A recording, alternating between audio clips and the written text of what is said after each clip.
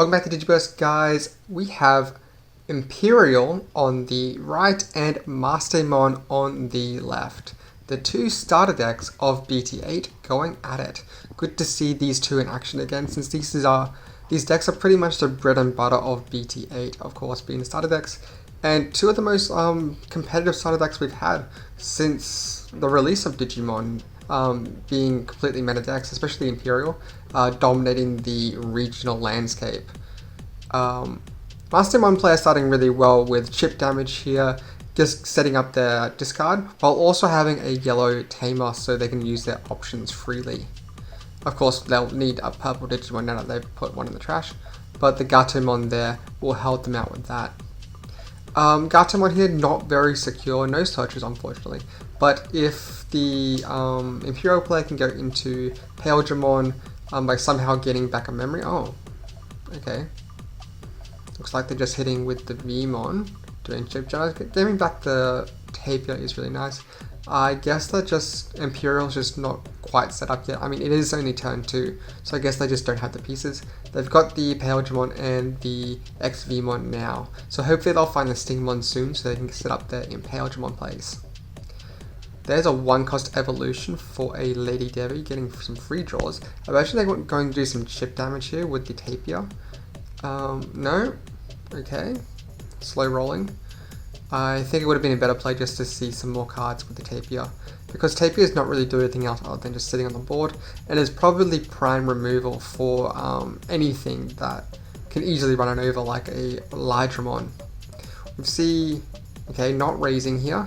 I guess we're waiting for the Stingmon. Here's a Imperialdramon. Unfortunate, but that is access to the Pale if you want to go the long route. And we see a Vmon here, just playing to the 3 memory. There's a Stingmon, they can't grab it though because I have to grab a 2-color Digimon. So here's the chip damage with the Tapir they should have did last turn. Getting the draw now. They can go into the Ophanimon here, because Ophanimon's 4-cost, they'll get the heal and then gain back a memory with the Kari, and then they can swing with it and probably swing with the Gatomon as well. Either they're Gatoing up. I think they're digging for the for a yellow level 5 so they can go into their Mastemon. But I think the better play would have been going into the Ophanimon. Yeah, I see the Ophanimon they've had for a while here. So 2-cost for the champion of the old evolution and 4-cost for this one. Tap the Kari when you heal. It should put them on exactly 3. They're killing the Vmon. Yeah, because they would have had 2 more swings and then they would have been threatening lethal, and now they're not threatening lethal anymore, which doesn't put this Imperial player on that much of an edge. Because if you put them on lethal, then it forces them to have to out the Ophanimon. And if they out the Ophanimon, they're also concerned about what the Ophanimon's going to bring back, especially if it brings back a Gatomon. So here's the Jogris into the Impale.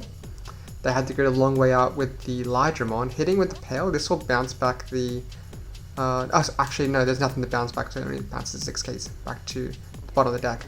So hitting restanding, it's got jamming, yep. And then hitting again. Still not a fantastic situation, unless they can evo up this Pale.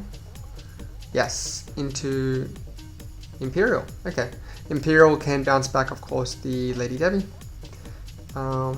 Putting the Gato in the trash, and that will pass turn.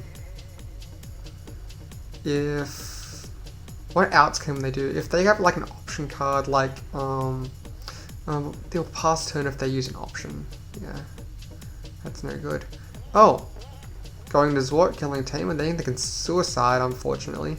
They had some sort of DP buff, but not fantastic value off the Zwart defeat, but it does clear the board, which is okay. And then just hard playing Tapir. Maybe it would just been better to hit with the Zwart, because Impale had no other way to remove it otherwise, and then you'd be threatening lethal next turn. Impale can hit for 2, and then finish it with the Omnimon Blitz, but that's, you know, that's a difficult thing to do. Anyway, moving on, we'll hit with the Sugaimon. Just finishing off with some chip damage here, but yellow purple needs to heal right now, otherwise they're just going to die. Flame Hellscythe killing the Vmon. They don't have the Magna Angemon in trash, so they won't be healing. Grabbing the Gazemon over the Gatomon. I think that's the good play, but it's just going to be bounced back to the bottom of the deck when they go into the Pale now. Yep, hard play Stingmon, go for the Jolgris. They'll make the Impale. Yeah, because the Gazemon would stop the memory gain of the Vmon, but now that it's going to go to the bottom of the deck with the Impale. So Mastemon is just hoping they'll hit into a Flame Hellscythe so they can bring back a Magna Angemon. Let's see what's in that stack. Restanding, getting a memory, let's see it. It is the Magna Angemon. How unfortunate that it had both the Magna Angemons at the bottom of the security. That's just how it rolls sometimes. We'll go into game 2 with Mastemon player starting off. Going for the Purple Memory Boost starting. I guess this is a sort of an anti-meta play to counter the opponent from starting, because they don't really want the Imperialdramon player to start. Imperialdramon going to Wormmon, okay, locking them into greens, okay, and the XV can evolve over the Wormmon. This means that the XV won't have jamming, unfortunately. Oh, the XV will have jamming by its own effect, it just won't get the memory gain from the restanding, because that's the usual stack you want to get. Purple Memory Boost, getting back 2 memory, playing the Gatomon, choking for 1. I don't think that's any good. Well, it does. The Gatomon is at risk of being bounced back with the Impale, but the Wormmon effect would do that anyway. So choking here doesn't really protect for anything. Unfortunately, no rookie. I think they revealed a rookie off the memory counter, and I think it would have been better to get that rookie from the memory booster, because it just would have gave them a safer line in their nursery.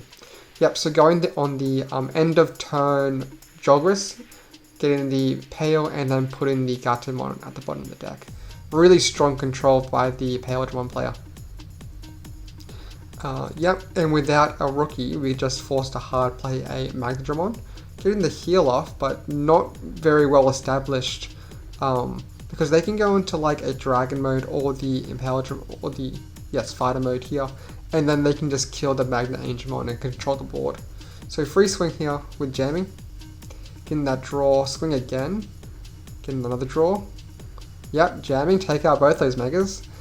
Okay, we don't seem to have the Dragon mode, but this will be okay too. Just going for really wide Rookie Rush shenanigans, I think, is good. Grabbing the Pale. What else can we do? Oh, we are evolving into the Dragon, okay. They're just memory choking at 1. Dragon, sorry for the shaking camera. That's just people's elbows on the table. Getting back a memory with, oh, that's such a sick play. Oh, he now can Jolgris. Oh man, that's so cool. That egg is so interesting. Getting back a memory when you play Digimon from the bottom of a stack. And now he can Jolgris and tuck away the Magna. Getting a Digimon in there, raising and hitting twice with the Imperialdramon, because of course Jolgris are new Digimon that do not suffer from summoning sickness. So 2 swings with jamming, getting the draw of the Sting, and a swing again. Oh man, Impale's just got such strong control now. Yeah, Mastemon ain't got no legs. Yep, and they'll fold. That will be wrapping it up. If you enjoyed this one, guys, definitely check out the rest of the games I got on the channel. Plenty of BT8s for you to check out. Subscribe, and I'll see you next time.